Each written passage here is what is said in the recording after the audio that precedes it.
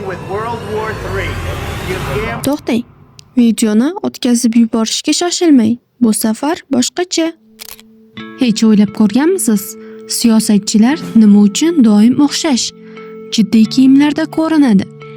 Bu shunchaki did masalasi emas, bu siyosat. Moda va siyosat ilk qarashda bog'lanmagan sohalardek tuyuladi. Lekin siyosatchi uchun har bir libos bu signal, har bir rang bu xabar. Gapirishdan avval ham ular o'z imidji bilan xalq va dunyoga nimadir bildiradi. Masalan, Angela Merkel turli rangdagi, ammo bir xil kesimdagi kostyumlar bilan tanilgan. Bu barqarorlik va ishonchlilik belgisi. Barack Obama esa ko'pincha yengini qayirib, soddaroq kiyinishni afzal ko'rgan.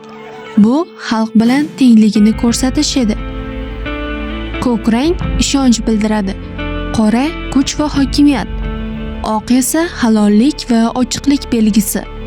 Bu ranglar siyosiy voqealarga qarab ehtiyotkorlik bilan tanlanadi.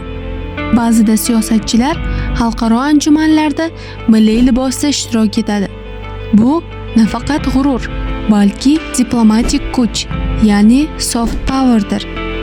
Bu orqali davlat o'z madaniyatini tinch yo'l bilan namoyon etadi.